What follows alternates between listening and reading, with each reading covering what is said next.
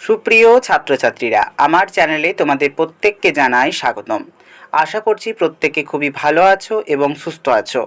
দীর্ঘদিন পড়াশোনার পর তোমাদের আর কিছুদিনের মধ্যেই শুরু হয়ে যাবে প্রথম পর্যায়ক্রমিক মূল্যায়ন 2025।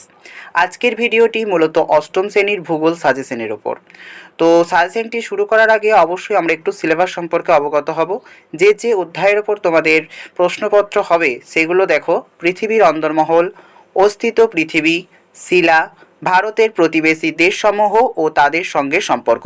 এই 4টি অধ্যায় তোমাদের প্রথম পর্যায়ক্রমিকে নির্ধারণ করা হয়েছে।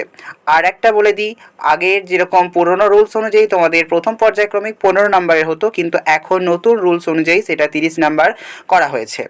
তো দেরি না করে ভিডিওটি শুরু করছি।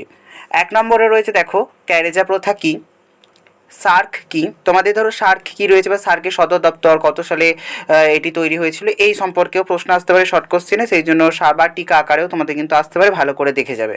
তারপরে রয়েছে প্যানজিয়া ও প্যান্থালাসা কাকে বলে, অভিসারী পাতসীমানাকে বিনাশকারী পাতসীমানা বলা হয় কেন। তারপরে রয়েছে অভিসারী এবং অপসারী পাতসীমানা কাকে বলে, অপসারী পাতসীমানাকে কেন গঠনকারী পাতসীমানা বলা হয়। সাথে রয়েছে পাকিস্তানের জলসেচ ব্যবস্থা সম্পর্কে বিবরণ দাও। 8 রয়েছে দারুচিনির দ্বীপ আমাদের কোন প্রতিবেশী দেশকে বলা হয় এবং কেন বলা হয়, বা এই দেশটির প্রধান অর্থকারী ফসলটির নাম লেখো। তারপরে রয়েছে আগ্নেয় শিলার 3টি বিশেষত্ব লেখো। তারপরে রয়েছে রূপান্তরিত শিলার বিশেষত্ব উল্লেখ করো। আগ্নেয় শিলাটা কিন্তু তোমরা খুব ভালো করে করবে, আগ্নেয় শিলার 3টি বৈশিষ্ট্য ভালো করে করে যাবে, এটি আসার চান্স কিন্তু অনেকটা বেশি। তারপরে রয়েছে পাললিক শিলার বৈশিষ্ট্য, এটাও কিন্তু মোস্ট গুরুত্বপূর্ণ একটা প্রশ্ন। তারপরে রয়েছে লাভা ও ম্যাগমার মধ্যে পার্থক্য লেখো। পাত সঞ্চালন বলতে কি বোঝো।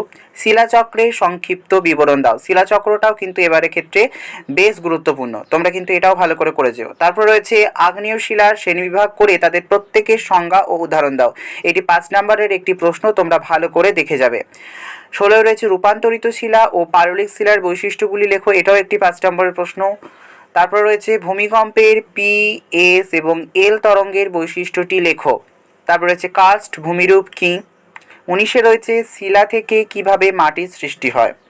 20 রয়েছে পাললিক শিলা শ্রেণীবিভাগ করো এবং পাললিক শিলাস্তরে জীবাশ্ম পাওয়া যায় কেন, বা প্রশ্নটা এরকম আছে, কোন শিলায় জীবাশ্ম পাওয়া যায় এবং কেন পাওয়া যায়, বিস্তারিত আলোচনা করো। এমন ধরনের প্রশ্নও কিন্তু তোমাদের আসে।